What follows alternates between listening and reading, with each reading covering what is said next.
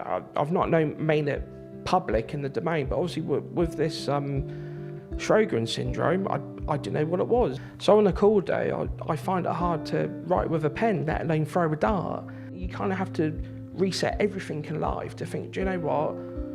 Go back to basics, let's start playing darts again properly. And I could not be part of darts, because it's the, it's 99% of me, and I couldn't just walk away. Hello, welcome along to the Tungsten Talk here at the MODUS Super Series, where we have a look back at the life and times of some of the most successful players in the sport. Today we're having a look at a man who's, well, a man of many talents, I suppose, these days. He's got a microphone in his hand, he's got the darts in his hand. What's it they say about jack of all trades? Master of none. Yeah. Keegan, great to have you here with us at the Super Series. First of all, actually, we joke about the fact that you've been doing a bit of comedy. How much are you actually enjoying the fact you're doing a few different things in the sport as well as playing? It's good because, obviously, there's a lot of struggles I've had, obviously, the previous year. And for me to be commentating and then to be looking at a game at a different aspect, it takes the pressure off, and it makes me enjoy darts, to why I love playing darts, to why I want to watch darts. So I've been very grateful for the opportunities I've had. Does it actually kind of give a sense of release? Because I can imagine when you're playing at the top level week in, week out, and particularly over the last few years, it's fair to say results haven't quite gone your way. Does it actually give you a release where darts can be a tough place when you're struggling? Yeah, I think a lot of people don't realise that it's like darts is very similar to snooker, where it's one-on-one. You've not got 11, you've not got another 10 blokes with you, or you've not got another 14 blokes with you. It is just you. And when you win, best feeling in the world. When you're losing, not so good. In terms of this year, it's a little bit different, because you spent so many years playing on tour, playing on the circuit. 12 years you're a professional in the PDC. Is it actually nice to have a look at something different and look at another aspect of sport? As disappointed, of course, you were to lose your card. Yeah, it's weird because when I lost my card, the next night is probably the best night's sleep I've ever had, because you worry about so much about trying to retain it. You're playing the hardest, and sometimes you try so hard that you can't sleep. You're always on edge because you're worrying about the worst thing that's going to happen, and then you just think, do you know what? It's a game of darts at the end of the day. And yeah, when I lost my tour card, it was really surreal. It feels like Christmas morning when I was about 14, getting a PlayStation 3 or something like that. And it doesn't work, and then you have to go back to the shop on Boxing Day, and it's that period where I've had a PlayStation 2 for like 13 years, and I've always got along right with it. But yeah, it's a weird feeling, really weird. So in terms of opportunities this year, because I always find it interesting speaking to people like you who spent so long on the tour and then dropped off. It's not like as it was back in the day where it was a simple, right, PDC, BDO, one or the other. You're going to be playing in one code or the other. The game's a little bit different now in terms of opportunities. When you step out of that professional environment, is very much different. Did you kind of know as soon as you lost your tour card what kind of path you wanted to plot? Wow, it was quite weird, really, because because obviously I've done it for 13, 14 seasons. I thought, I want to go travelling. Let's go travelling.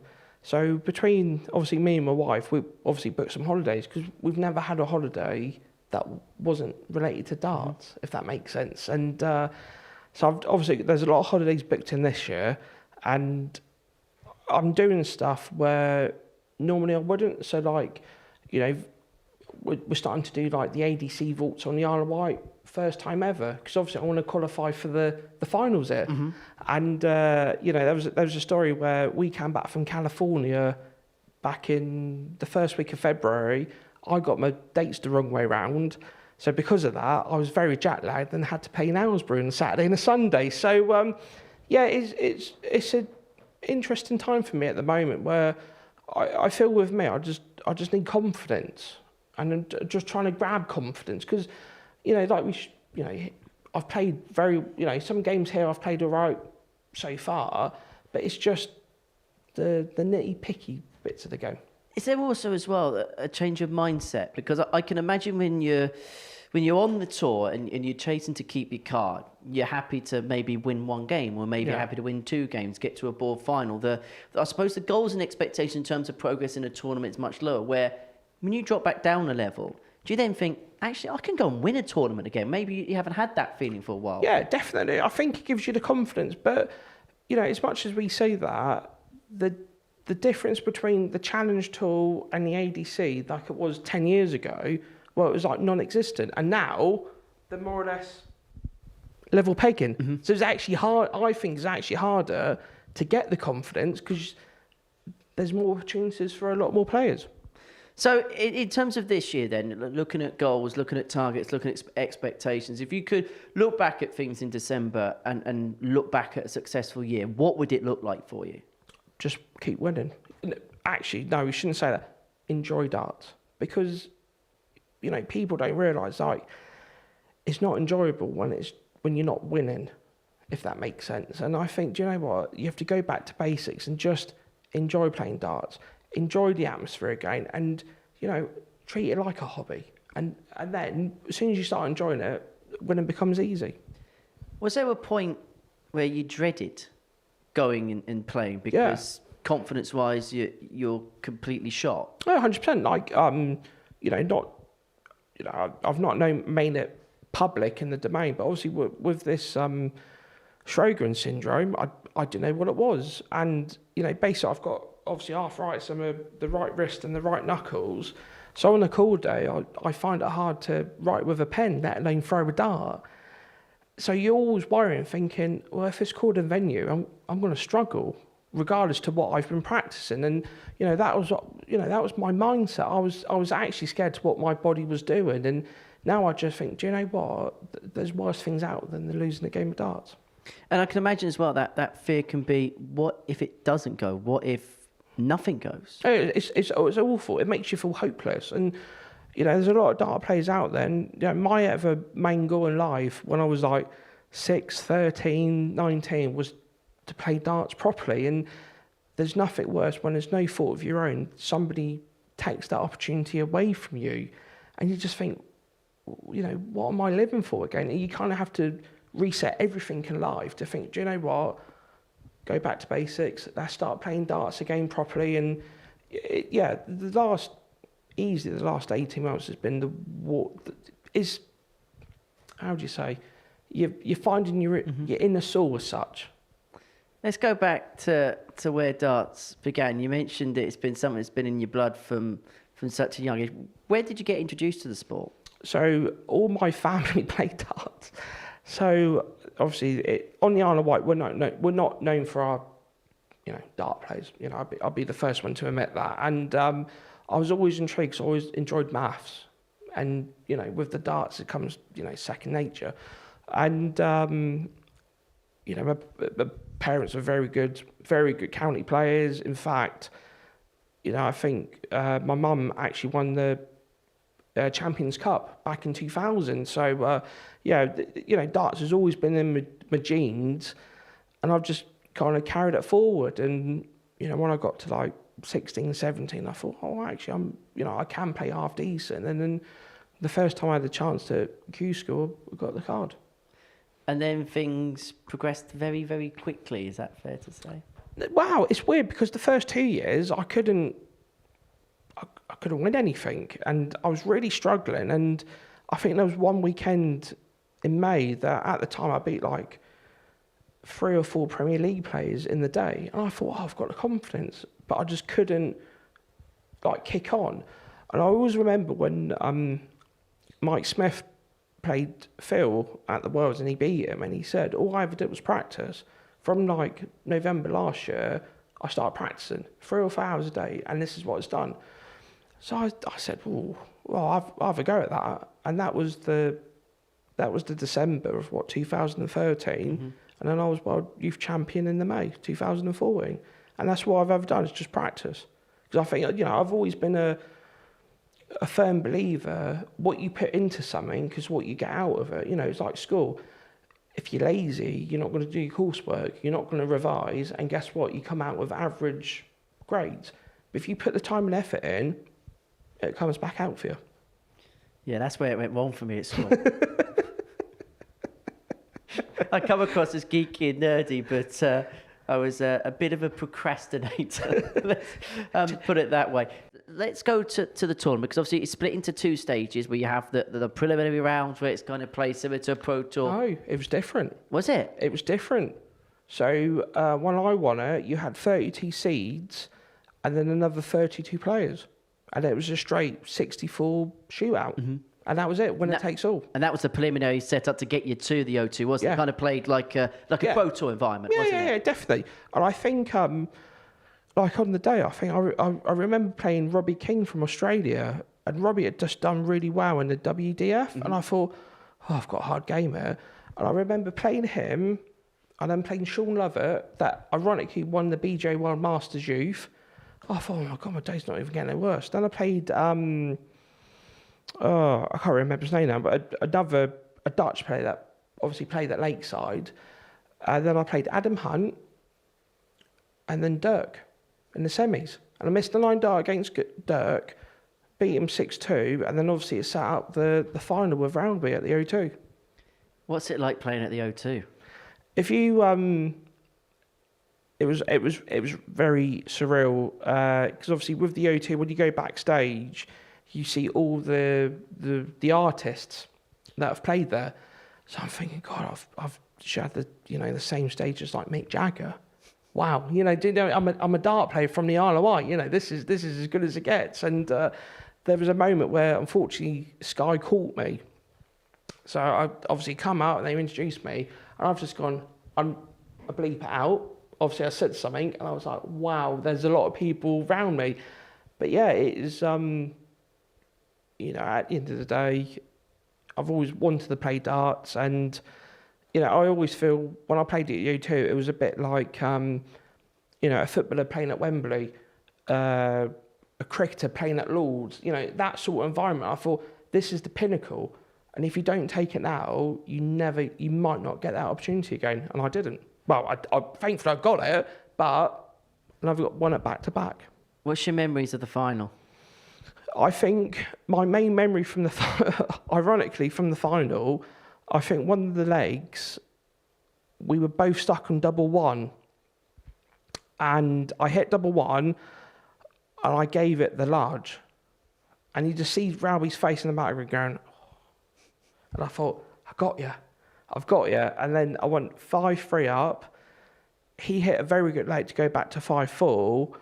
And then I think the last leg I took out on 14. But, at the end of the day, to win the world championship, it don't matter if it's youth, females or males, nobody can ever take it away from you. What was that feeling like when the winning double goes in and then you lift the trophy? I could see the smile. Yeah, it was weird because I just remember having 45 left, and I thought, how many times have you taken 45 out? Come on, you know what you're doing. And obviously that at the O2, there was obviously me. Obviously my wife was there, Lyndon Richhausen. There was my brother-in-law. There was his best friend. There was my father-in-law. And as soon as I hit the 32, you can all hear them scream. So even now, so many years down the line, you watch the YouTube video, you can all hear them screaming at the same time. And I think it was, the most surreal moment was when I remember my unicorn sponsor, Edward Lowy, gave me the trophy, and he said, it's yours now. And I just remember just going, holding the trophy like that and going, number one. Because for that one moment in time, I am world number one. And then after that, because you won it and the way that you won it, then you're beginning to qualify things. Yeah. There was a lot of pressure on your shoulders. There was a lot of people saying that you're a guy that should convert a World Youth Championship to a World Championship. How did you find that pressure? It was weird because for the first 4 or 5 months of winning the World Youth, I was just playing average. And it was only when I played at the Grand Slam, it kind of clicked in, because I remembered losing to Chizzy and then Rowby beating 80. And I thought, I need to beat, 80 to get through to the latter stages. I remember beating 80, and this is where the pink shirt comes from. So on the Sunday morning, my wife goes out to, obviously get her nails done. So I've got a fantastic red shirt, if I remember rightly, a red shirt ready to iron. So me being me, thinking, oh, I can iron this. And I literally put a hole for it, because I put who would have thought, 100-degree iron and a polyester shirt and make a hole in it. And the only shirt I had left was a pink shirt. So I went up there, played 80, one of 100 average, and then obviously the pink shirt stayed ever since. And then, I got to the quarters, probably should have beat Chizzy thinking about it now, and then lost to 80 at the Worlds, and I thought, oh, this is all right. And then played well for 2015. 2016 was a struggle, because obviously that's the first time I had to properly defend money off the Pro Tour Order of Merit, and I found it hard. And then beginning of 2017, I was like, right, I find my grit inside me again to, I'm good enough. And then obviously I think I lost to Phil in the Worlds in the last 16, and I obviously got my tour card again. It takes me going back to Q school, and then qualified for the match play the 2 or 3 times after that, and then unfortunately COVID hit. And for me, COVID hit at the wrong time, because obviously as much as I love playing darts, I also love my day job. I'm the only person in the world that loves both of his jobs. And from March 2020 to like August, maybe I picked my darts up 3 or 4 times, because obviously during COVID I was working in the lab 24/7. You did a little fundraiser whilst you were there as well, didn't you? Yeah, so at the time, it was weird, because we didn't do it until the following year. And where our staff room was in, pathology, so even on the island, our pathology department is about 120 people. And where our previous staff room was, you could see intensive care. And it was really surreal. It was awful, because every time you see the poor people working in intensive care, well, they were all gowned up and they were moving people. And unfortunately, sometimes you saw them moving, people that have, passed away. Bodies. Yeah, passed away. And I thought to myself, what can I do to make their lives easier? Well, I couldn't, physically. And then when I went to the Worlds that year, I played Ryan McCall, and I said to Ryan, I said, look, whatever we do, can I have the board? And we both sign it, because I want to do a fundraising. He said, yeah, not a problem. There's a picture of us at Ali Pally with the board in her arms and whatnot. And then the fundraiser took over, and it took over my life for about 3 months in 2021. And the amount of money that we raised was just mind-blown. Absolutely mind-blown. Then a year later, you win your second Players' Championship title. Yeah. Which I can imagine is a little bit bittersweet. Yes, it's a great title to win, and it put you in so many good positions. But then you finished outside the 64. But because you got your card back, you have to reset on 0. But at the time, you were in everything. It was one of the moments where I just remember going. It was weird, because we was at Barnsley, and I never ever say this. And I said to Jose de Souza, so obviously Jose is one of my best friends in darts, and we don't say hello, we always say brother. And I said, brother, somebody's going to have to play well to beat me today. And he went, hopefully, brother, you win it today. And ironically, I played Jose first round of all the people. But and I won it, and I thought, that's the first time I've ever not doubted myself. And I thought, oh, this is good. And then I thought, oh God, that's put me back in the match play. I'm in the Worlds and whatnot.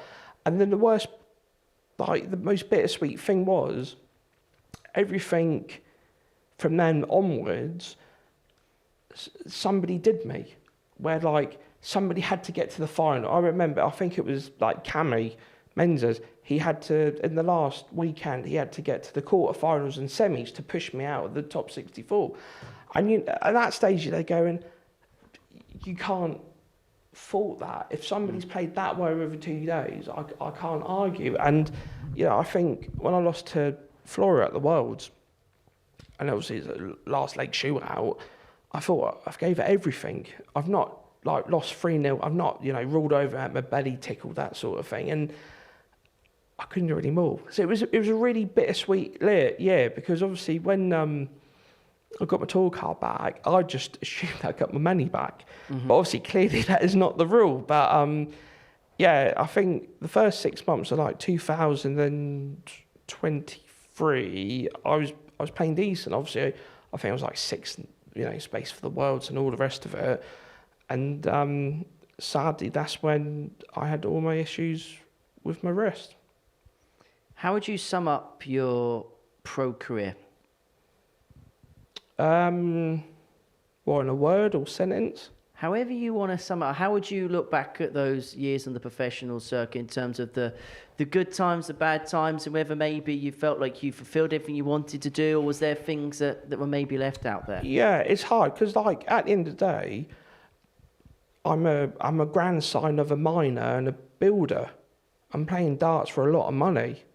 Do you know what? They would have took anything to not be in the mines or in the building site. And I can't lie. I've done good out of darts. I've been very fortunate out of darts.